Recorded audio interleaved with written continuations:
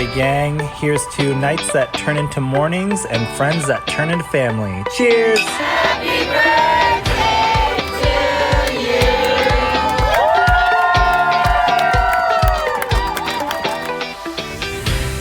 Hello, and welcome to the Friendship IRL podcast.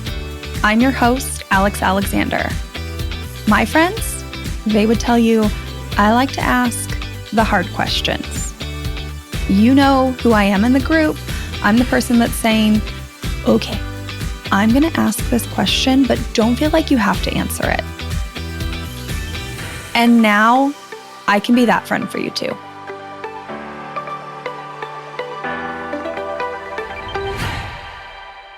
Hi, Jeffrey. Hello.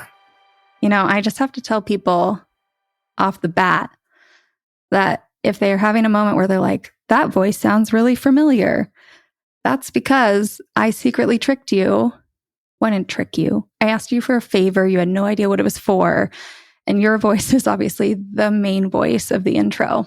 It's wild to think I still remember hitting play on your, like your teaser of the podcast. And like, if someone was recording my face, because I was stunned, like, I had a feeling it was going to be used for some sort of content, but the fact that it's like the intro thing, I was like very flattered, but also like, oh, this is super cool. So I loved it. Well, for anybody that doesn't know, we'll just give them some backstory into our friendship. Yeah. That is a cheers. You've been saying probably a little longer than I have. Like I've been around. You and Michael probably were saying that before I was there. Like that's like 15 years of saying that cheers. So when I had to come up with something that evoked like a memory for me for friendship, that one definitely hit the mark.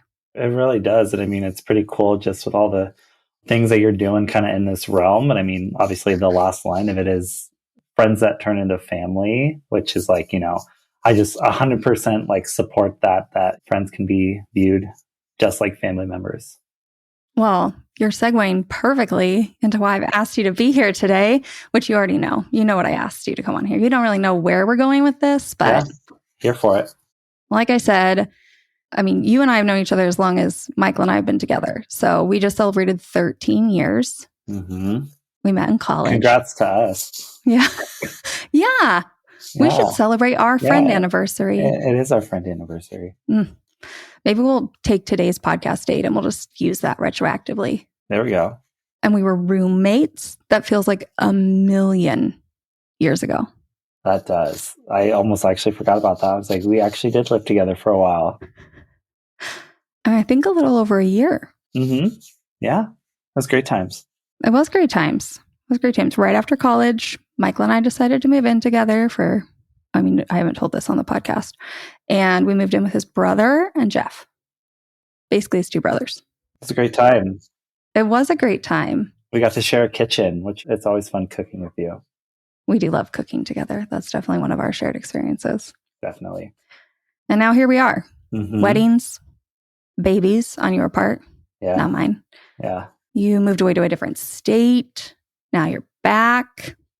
I begged you to record this episode when you were sitting on my couch just 2 weeks ago. Mm-hmm. I'm here for it. I'm all about it. The reason I asked you to come on here is because I lean very heavily into this concept of chosen family. Like it's a necessity for me. It's how I build my support system.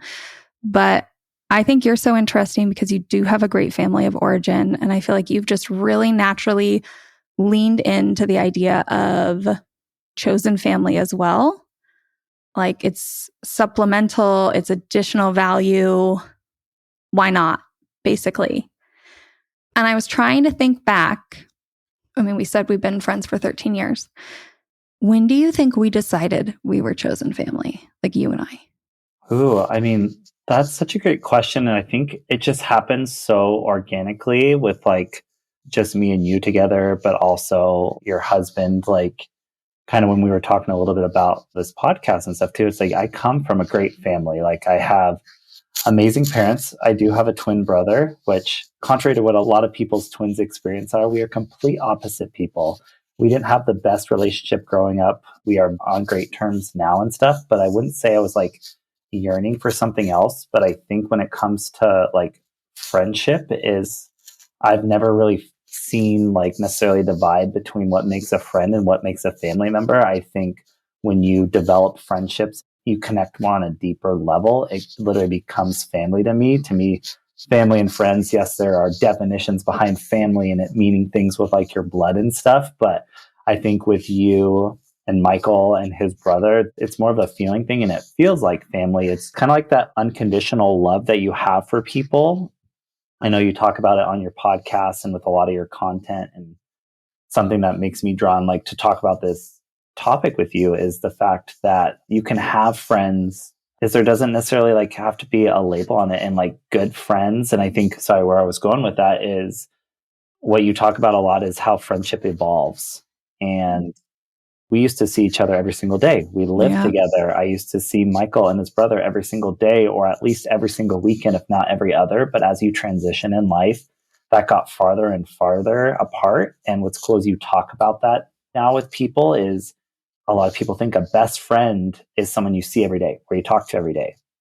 Do me and you talk every day? No. Do me and Michael talk every day? No. Can it be months at a time that we go apart 100%? But I've learned to feel that it's like that's like your friend, or that's like a family thing. Is you don't have to talk on the day-to-day basis to be a deep friend with somebody, because Yeah. that definition can mean so many different things. Like best friend, close friend, however you want to call it, is like I said, I consider you guys a part of my family because of that connection. And it doesn't matter how much time has gone by, we can be thinking of each other and not even necessarily send that message of quote Yeah. unquote how we feel about thinking of you. It's like I know that they are, even without having a message or something like that. And it feels like a family bond, even though it's not technically connected by blood in a way.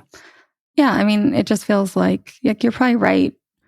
If we had to think about, I guess, when we started choosing this kind of like chosen family route, for a Yeah. long time, I don't think it was super necessary because we were in each other's lives every day. Yeah. But when Michael and I packed up that U-Haul and we drove across the state, it was still easy to go back and forth and see each other. But as time has gone on and life changes more, we really had to like make that choice, like choose that we were going to believe that the other person had our best intentions, that we were going to try, that we were going to like be okay when there were those big periods of time, that we would reach out if we did feel like it was too long and be honest. Like I kind of feel like we maybe started saying it out loud more Yeah. the further apart we got, because we didn't have the everyday little things. Yeah.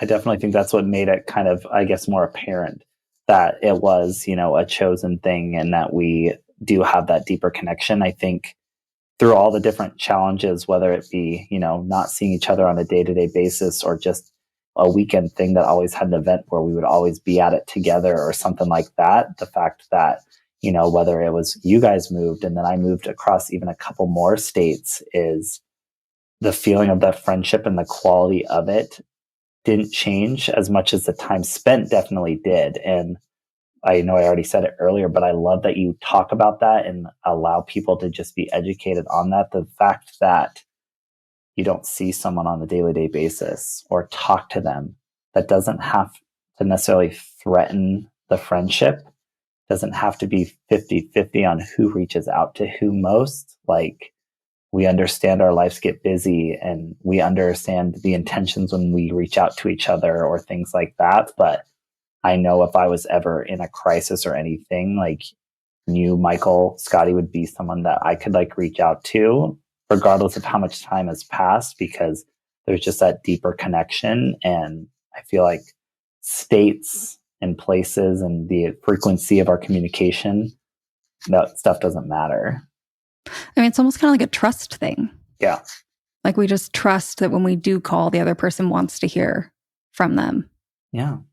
I love how you said trust. Like, I mean, growing up in a pretty, great family, trust is something you have, at least from my part. Like, with your mom, your dad, you just, you kind of trust that they are making decisions with your best intentions or, you in mind. And I feel like we just trust each other. And the fact of like the three of you guys and stuff, it's like growing up in college and stuff with each other, there's a lot of two-faced stuff and people, putting on fronts with each other and talking crap about each other's back. I think between you, Michael, and Scotty, I don't think I've ever second guessed that I would be talked about badly in that. And I think that to me, that's a family bond to me is obviously, you're married to Michael and stuff too. It's like, that's not something you try and do. Like you can be honest with friends and stuff, but I definitely 100% agree with that. The trust word with that. If I'm really thinking about it, I mean, I talk about this with the roots thing, right? We just decided to believe that we cared about each other, that we would show up for each other, that we want to spend time together. Mm-hmm. That like we're going to try and figure it out as we become different people with different dynamics. Spending time together now does not feel the same as when we were 20. And I think a lot of people can be self-conscious about that, maybe. But we're just kind of like choosing that we care about each other enough that it's okay that suddenly there's added stresses about, well, it's not even stresses, just different dynamics. Like the kids are running around or worried about babysitters or big life choices and moves and things that like, it's okay to show up with that authentic life situation that we don't always have to show up as quote unquote, like the best version of ourselves. Part of where I think me and you feel like, I guess, maybe bonded or I feel super comfortable around you is that fact that things can be messy. Like friendship doesn't have to look perfect. And because I mean, obviously kids in their own, they're just messy, here and there. But I know you've talked about it somewhere before, but like, the ideal thing of like a friend hangout looking like a video out of Pinterest. But the fact that we can accompany each other in each other's houses and it doesn't matter what it looks like. It's just that we get to be together and we see through some of those dynamics that other people might stress about when it comes to being with their friends, where it's like, I think that's where I feel that raw family connection is because I was able to bond with my family and stuff. It doesn't matter what the house looked like. It's like you live together every single day. And so feeling that connection with people and friends and stuff, like it's who you want to surround yourself with. I think about that a lot, actually. So when we think about our family, right, you grew up with them, obviously. So they saw all your awkward phases, how messy your room was, that you failed math in 6th grade, whatever. All the weird stuff. Like you can't hide it from your family because they're there in your immediate vicinity. Mm-hmm. So then also like friends as kids see this too, because you're dropped off at your friend's house. You know what it looks like inside. You're in their room. You get in trouble in front of your friends. Your parents are like, you guys can't do that. We're just a lot more authentic. And then as adults, we are trying to put our best foot forward and show our best version of ourselves. And then we start to kind of like push people out a little bit. Like in order for a friend to come over to our house, we'd feel like it's all clean. But a lot of people want, are fine letting their family come over when their house is a mess. Like, what does it matter? Their family's already seen them a mess. True.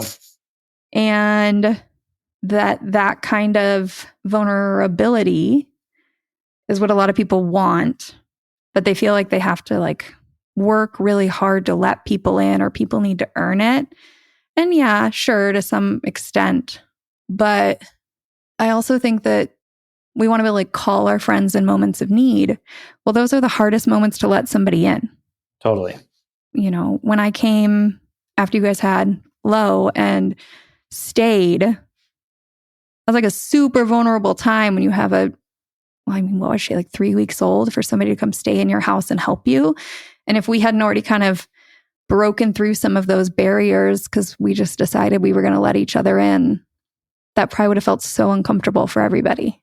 I mean, the quality, just kind of our friendship of where it like just kind of developed to that is just, I think we began to see each other just for, I think I was saying it earlier, like their whole self, like the challenges that life has. And yeah, like letting you into our house with a 3-week old. It's just that trust that I had that you were here to just support. And in that crazy time of sleep deprived and all that, it's like I knew if Alex came over and just was holding a baby, I could sleep and I'm not going to feel guilt of not talking with Alex on the couch. Or, if I saw her picking up my house, I'm not going to second guess or stop and be like, wait, you don't need to do that. I'm like, she's doing it because she wants to and she's helping right now. And that's just that deep family friendship that I feel. And, it's why, I consider you a sister of mine, and other people and friends consider herself a brother. And it's not necessarily a terminology I throw around loosely. I don't say that to it, but it's a feeling based thing. And I don't think, contrary to belief and stuff, it's like I can call who I want a sister and a brother. It does have deep meaning to me, but it has just as a deep a meaning as somebody else's blood related brother to them. So, I mean, to me, the concept of family is that if I tell someone they're my family, I'm basically committing to work harder. mm-hmm. Family to me is I care about you so much that if we have problems, I will work harder to fix it, think about it, discuss it, whatever. Like family is not some get out of jail free card. Mm-hmm. Family to me doesn't mean like a guarantee that things are easy or whatever. Like I am saying that as some sort of commitment to keep trying to put in the effort. And I think that's maybe not everyone's interpretation of family. Yeah. Whether we're blood related or not. And I don't need somebody else to make some big commitment to reciprocate that. I think we know what we're saying, but to me, that's what it means. That's all, kind of a title. And as much as you have blood related family, you can still choose to expand that circle outside of blood and bring those people in. And it can take time, it can take shared experiences and stuff. But I think that friendship can show up so many different ways in people's lives and in different, you talk about it a lot in your content and stuff. You can have multiple friends that aren't someone you talk to that often. They could be in this one certain light that you see them in, and there's nothing wrong with that. There really isn't. I guess on our level, it can be a little bit deeper, but the fact that we can still consider each other close friends without having that day-to-day connection, or even I wouldn't say our cadence of talking to each other is actually consistent in any fashion. And I'm fine with it. Yeah, we definitely go through phases where we talk quite a bit and then maybe see each other, spend some quality time together. And then it might kind of wane for a little bit. And then we realize it's been a little while, and then we put in the effort. One of us initiates, and then it kind of keeps going. Yeah.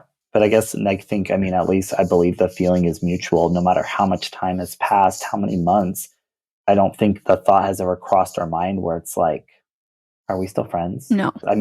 I have a similar friend that lives over in the Seattle area as well. And we go on huge, long sabbaticals of never talking to each other.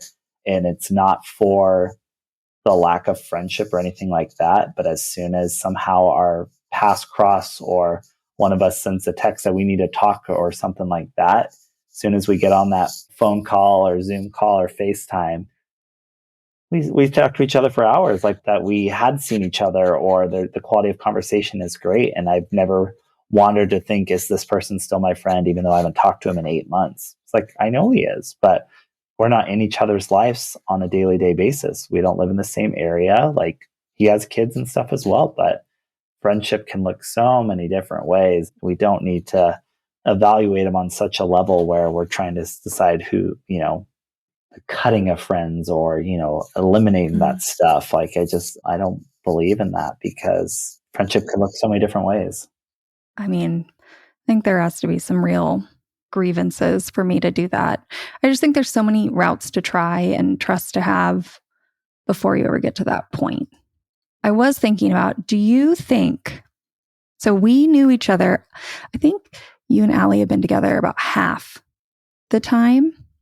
And so her and I definitely knew each other. We'd spent a lot of time together. And then you guys got married, you had Lo. Like her and I had not known each other a ton of time before I came to stay, before she like let me in. Do you think she just knew that this was like this chosen family thing? With her conversations? Was there ever like pushback of not maybe wanting to let us in? Does that make sense? Like that was a lot of trust on her part to just be like, okay, well, we're going to let these people in now. Yeah.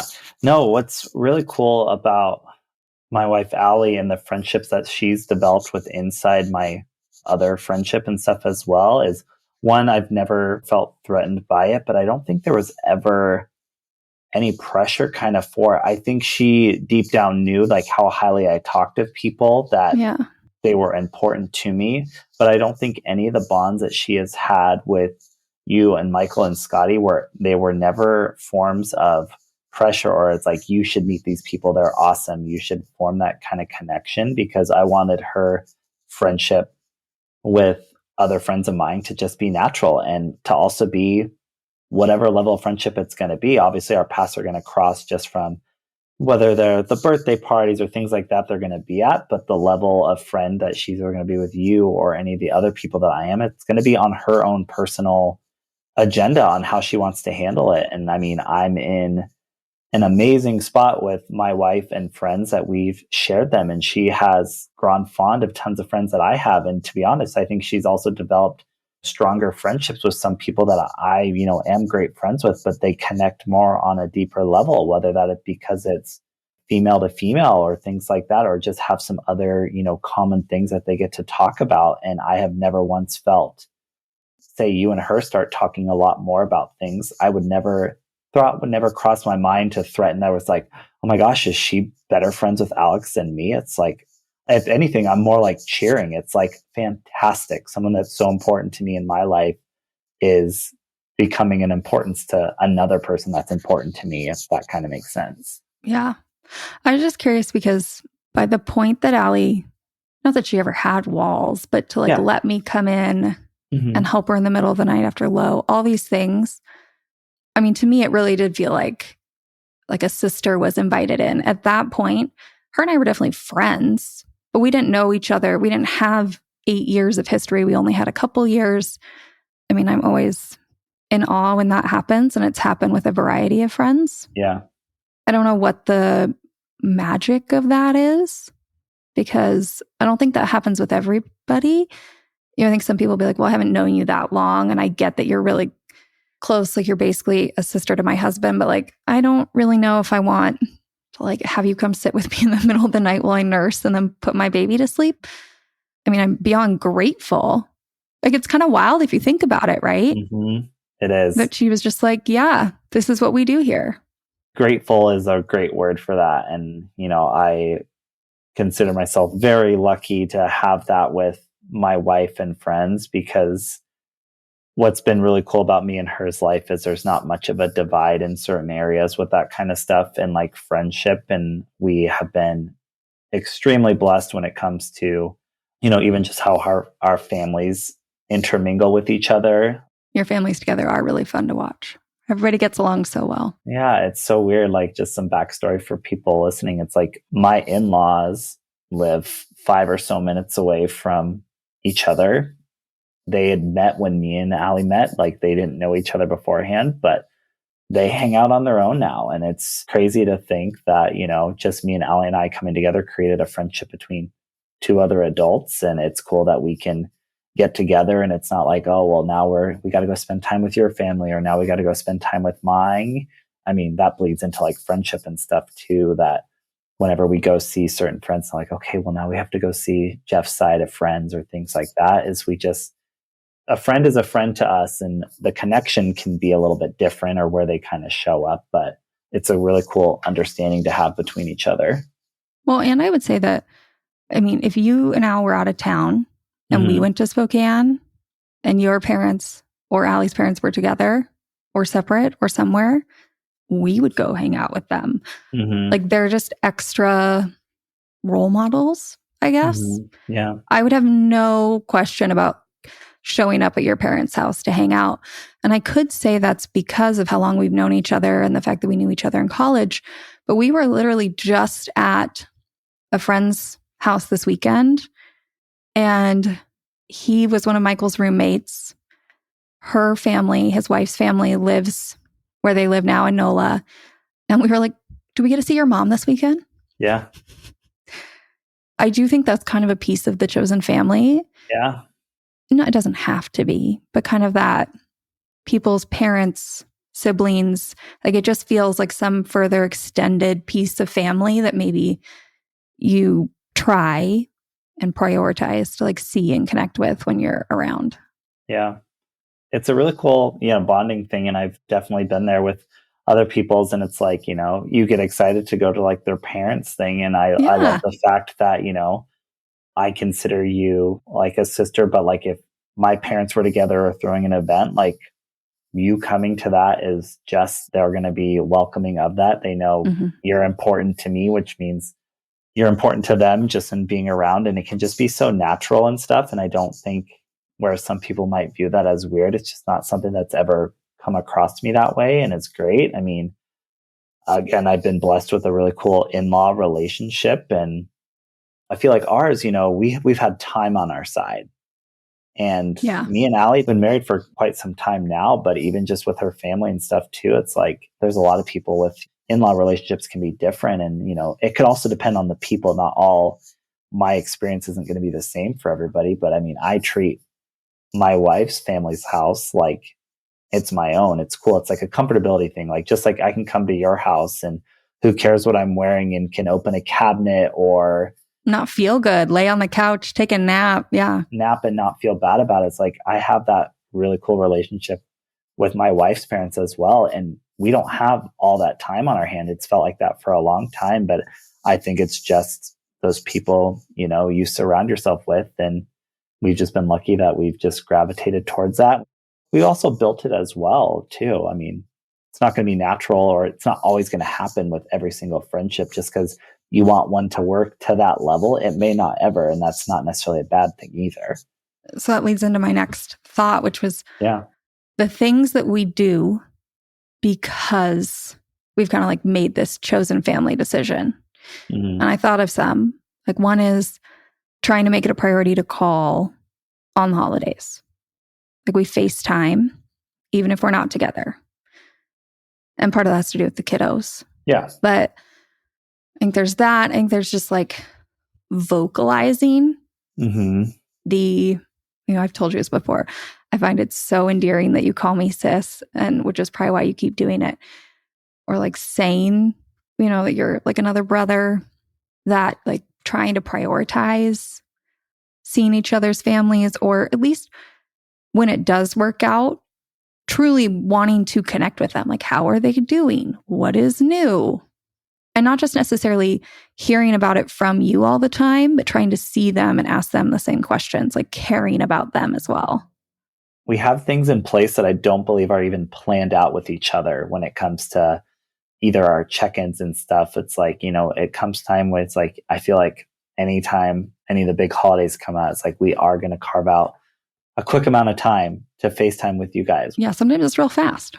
Sometimes it is, and it's just as valuable. And I don't ever expect, hour-long conversations, but it's like, hey, something about those holidays and stuff too. It's like, hey, let's just connect with some people that matter to us. But I mean, I think as our connection times have gotten shorter and the frequency that we get to see each other has gotten shorter just because of life and location, which is 100% fine. There's nothing wrong with that. And I love that you can help vocalize that more, where that doesn't have to be a threat. It can just be a natural thing, but we reach out when we can.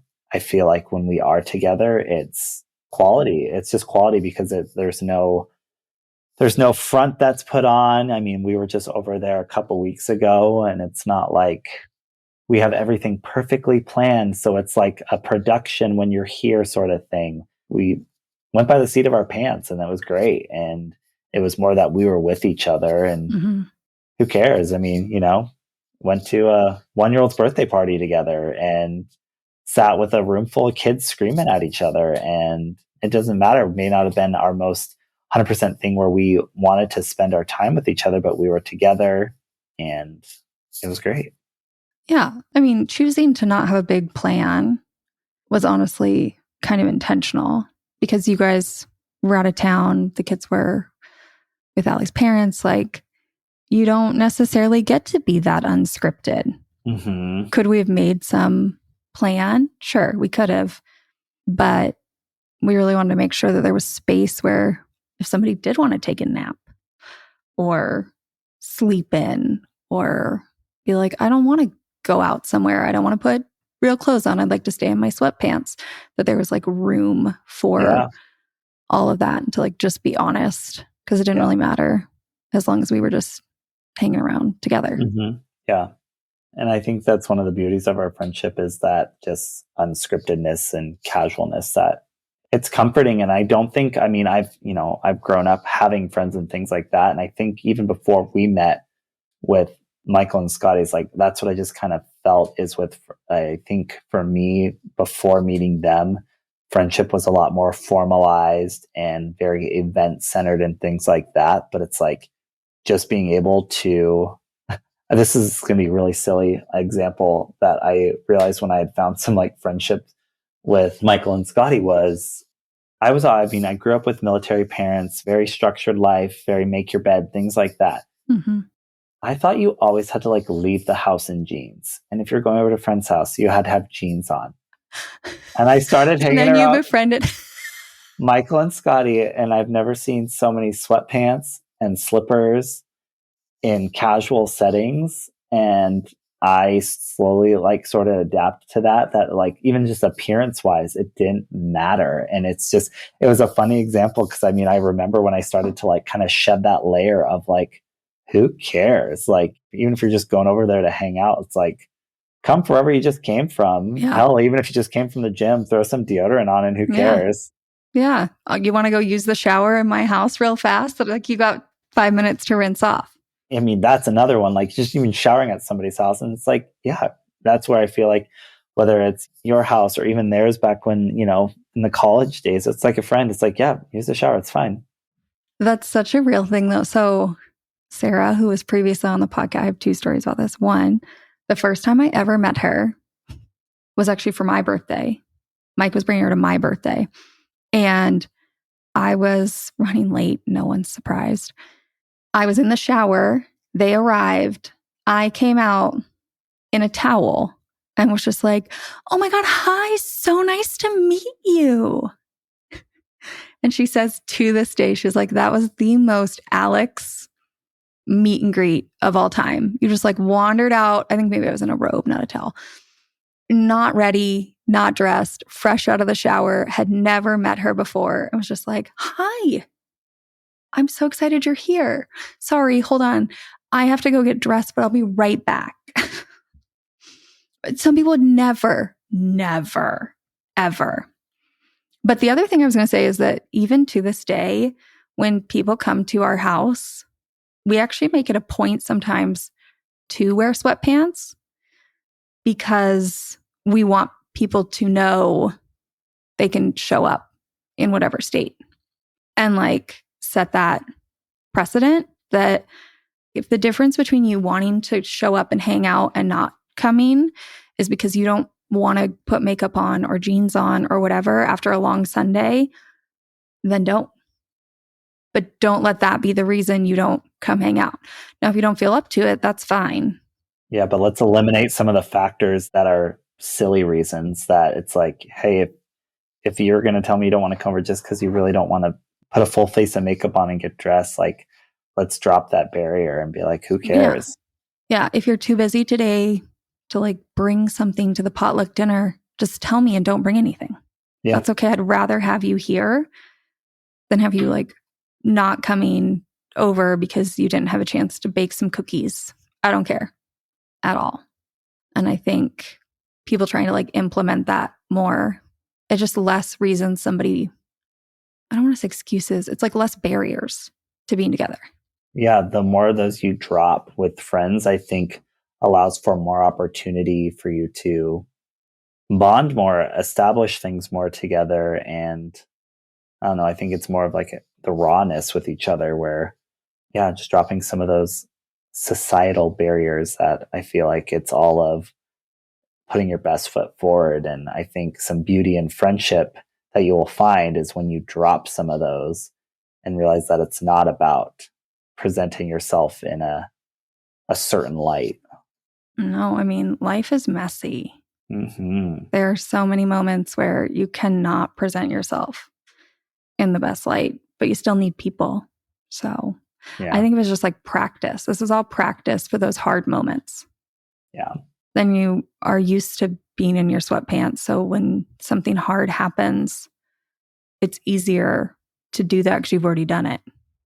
To close it out, if somebody had a friendship that they felt was kind of like that chosen family type friendship, do you have any thoughts on how they should approach it, how they should act, or what they should say? Or I feel like with you guys and stuff too, I mean, I feel like it's something you could address if you want and just kind of talk to someone about how much they mean to you. But I think at the same time, it's also one of the things that doesn't necessarily have to be addressed and just can be kind of like organic. I think with our group and where we're at, it was just we had time on our hands and it was just kind of organic, and we had made it through tons of life things that were thrown at us, like moves and things like that, that it just organically, I don't think we've ever like maybe actually officially talked about it until like kind of now, which is really awesome. It just developed that it was, kind of there. And I think types of conversations we've had, the messy we've seen in each other, I think it was just something that was unsaid and we knew of.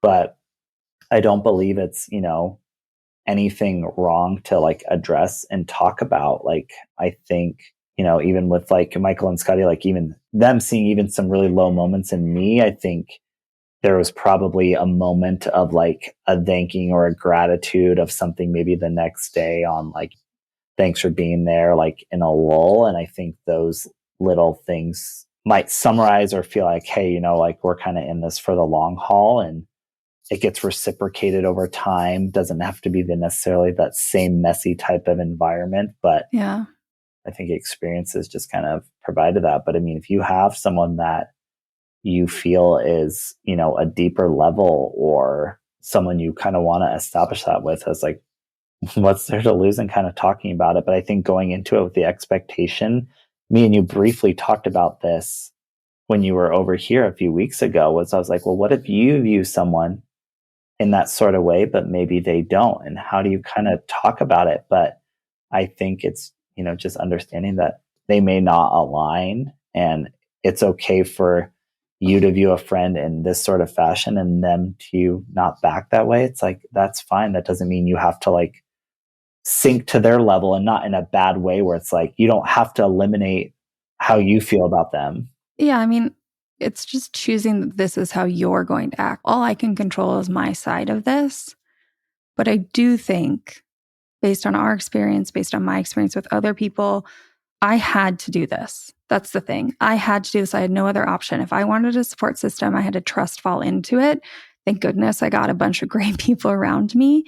But I do think, from my perspective, choosing to kind of like lean into this chosen family, I mean, I think kind of inspires some people. I think they want some sort of guarantee it's going to be reciprocated first. I didn't have that. I just took the risk. If you are somebody who's in a situation where you do need this kind of support, being honest about that, I will say, like, being honest has created a more vibrant support system than I ever could have dreamed of. And honestly, than I think most people have, because I've said this is what I need. It's not like I'm putting it on everyone. I don't expect everyone to like drop everything, but people have been really, I think, thoughtful of like what roles they can fill for me. Yeah. Well, that honesty, I think, just opens that door up, because I think having that courage and stuff, you never know where someone else may want to show up in your life. They may need that opportunity to present itself, to know that they would love to do that for you. And it's kind of like, what's there to lose? I mean, there's obviously a bunch of courage behind that honesty, and maybe for, your factors, it's like, I need this choice. Like, I need to find these people. And Yeah. for me, it was maybe more of like, I would love some more of these people in my life. It's an added bonus. Why not? Yeah. And so, but I think people may want to show up as a friend to you in certain areas, just like we were talking about how, like, well, what if they don't align? It's like, you actually may align more than you think. That honesty hasn't been presented enough where that Yeah. friend actually, it's like, you know what? Like, I want to be that friend for you in maybe a rougher time. We just haven't had anything, but just because you're the first one to bring it up, you're the first time that has that experience. Like, what do you got to lose?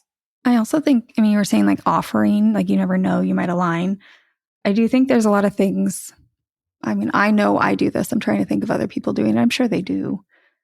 But there have been times where I like offer stuff that is what a sibling would do, what an auntie would do, because I truly do want to do it, because that is the kind of thing that, in my mind, family does. Yeah. Wouldn't necessarily be expected of me, but once I offer it, like coming to help after a baby's born, we've already used that example, so I'll just use it again. People are like, oh, well, we would love that. So by me kind of like putting out this more vulnerable offer, now, if somebody turns me down, I'm not offended. It's not like, oh, well, that's what sisters are supposed to do. They should have taken me up on that offer. But I did put it out there. Yeah. They know I was willing. Maybe this wasn't the right opportunity. I'll put it out there again for something else at another time.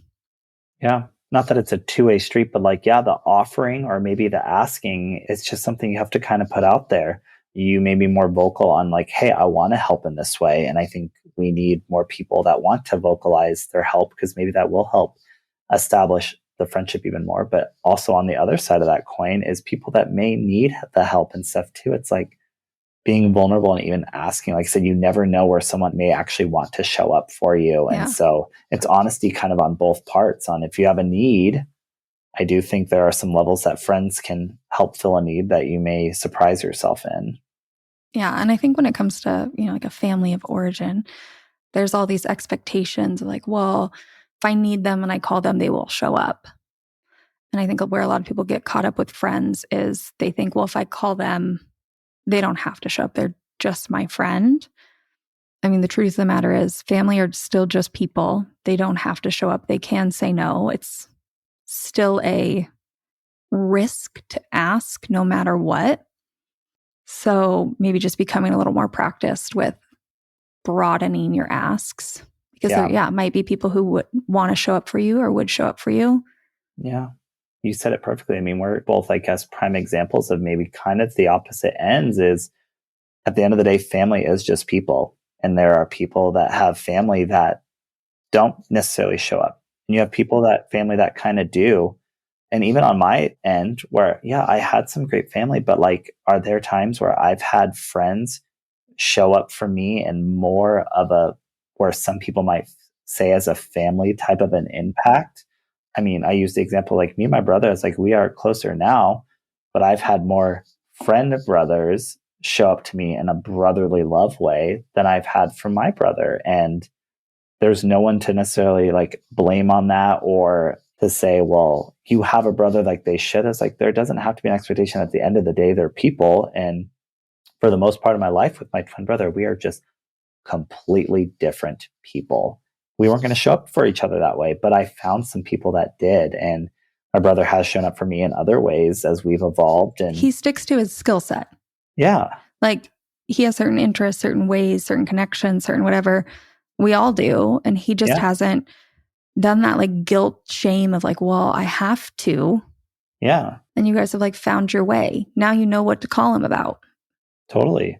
And people are just people, and they can have that blood related family thing, and they can be someone that you met randomly at a bar, and the connection you establish with each other can be limitless depending on where it goes. Not everyone's going to be compatible or in a line, but I don't think you need to put people in categories based off of those titles. Yeah. Romantic relationships are like this, right? We just meet someone potentially in a bar, and then suddenly they're filling all these roles. The thing is, I think that society has predetermined what those roles are. So when you enter into the relationship, you have some sense of kind of like what you're committing to. Not that that's, I mean, people have a whole spectrum, but there's some sense. Friendships don't have that. And I think that people have a really hard time with that. Like you could meet a friend in a bar in your 30s. 20 years later, that person could be the person that's like picking you up from doctor's appointments. You have no idea. But because we don't know exactly what the trajectory looks like, I think we get so nervous trusting in the relationship for a lot of people. Yeah, you never know where that trajectory will go. And I think it's just more freeing yourself of an expectation of where one will go. I guess just be open-minded and don't try to put the label or the cap of where you'll be with somebody. Doesn't matter.